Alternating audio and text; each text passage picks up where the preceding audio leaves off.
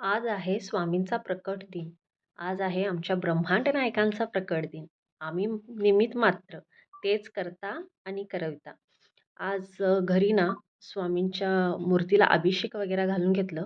कारण की पारायणाची सुरुवात केली होती आणि आज पारायणाचं सांगता झाली म्हणजे आजचा दिवस लास्ट होता. त्या निमित्तानं म्हटलं स्वामींना पंचामृताचा अभिषेक वगैरे घालायचा. म्हणून पंचामृताचा अभिषेक घालून घेतले. त्याच्यानंतर पूजा केली. पूजा करताना काही व्हिडिओ वगैरे शूट नाही केलं कारण की मुलगी माझी 11 माळी जप करण्यासाठी बसली होती. तीच वगैरे शूट वगैरे करते.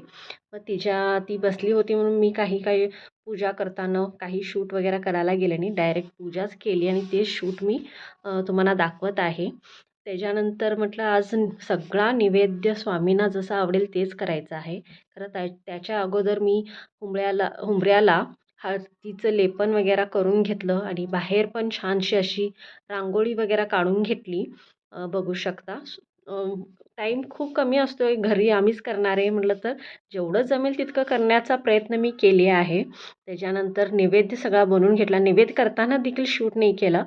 पुरणपोळी, भाकरी, पिठलं, परत हिरवी मिरचीचा ठेचा, भजी, वरण-भात आणि कोशिंबीर असं मी साधं असं जेवण केलं होतं आज स्वामींच्या निवेदासाठी.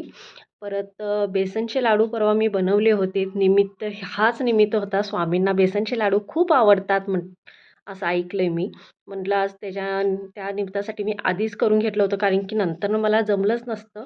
कारण की गुढीपाडवा त्याच्यानंतर हा सण म्हणून मी म्हटलं आधीच एक दिवस आधी बेसनचे लाडू करून घेतले होते आणि हे बेसनचे लाडू मी आता स्वामींना आज नैवेद्य म्हणून दाखवणार. त्याच्यानंतर सगळं हे आवरून घेतलं. स्वामींना नैवेद्य वगैरे दाखवला. स्वामींना खाऊ घालण्याचा म्हणजे तोंडापर्यंत नेऊन मी खाऊ घालायचा प्रयत्न केले आणि त्याच्यानंतर हा प्रसाद मी तिथंच ठेवून दिले. परत म्हटलं संध्याकाळी ना मला मठाला देखील जायचं होतं कारण की सकाळी मला हे जमलंच नाही आणि संध्याकाळीच म्हटलं निवांत मठाला वगैरे जायचं आणि मी तिथलं देखील तुम्हाला शूट वगैरे दाखवणारच आहे.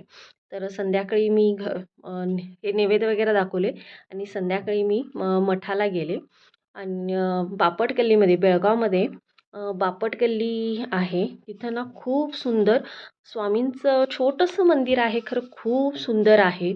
बघू शकता. तिथं गेले मी सकाळपासून इथं पण महाप्रसाद होता. इथं दर्शन घेतलं आणि इतकी सुंदर स्वामींची मूर्ती इथं आणलेत. ते बघितलं तर खरंच इतकं मनाला भारी वाटलं ना. खरंच सुंदर अशी मूर्ती आणलीत. हे मंदिरचं बाहेरच्या साईडून आहे आणि समोरच्या साईडला दत्तात्रेयांचं मंदिर आहे. हे बघू शकता स्वामींची किती सुंदर अशी मूर्ती आहे. हे ब्रह्मांड नायकांची किती सुंदर मूर्ती आहे आणि इतकी सुंदर तिथं रांगोळी देखील काढली होती. ही रांगोळी बघून अक्षरशः स्वामीच बसलेत की काय असं वाटत होतं. म्हणजे असं वाटतच नव्हतं ती रांगोळी आहे म्हणून. अक्षरशः ती खरं असल्यासारखं वाटत होतं आणि इथं महाप्रसाद देखील होता. आम्ही संध्याकाळी गेलो होतो म्हणजे संपत आलं होतं.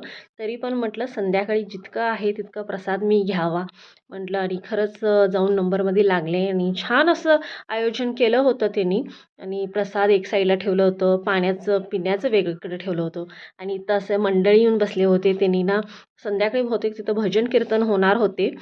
तर हे सगळं कार्यक्रम तिथं आज होणारच आहेत आणि आज आमच्या स्वामींचा प्रकट दिन आहे. त्यासाठी तुम्हा सर्वांना प्रकट दिनाच्या खूप खूप खूप शुभेच्छा. स्वामीचरणी हीच प्रार्थना सगळ्यांना सुखी ठेवू दे स्वामी. त्याच्यानंतर मी प्रसाद घेतले आणि प्रसाद खाल्ले. त्याच्यानंतर म्हटलं आता घरी यायचं. घरी आल्यावरती आता हा पुढचा व्हिडिओ आहे पाडव्याचा. पाडव्या दिवशी म्हटलं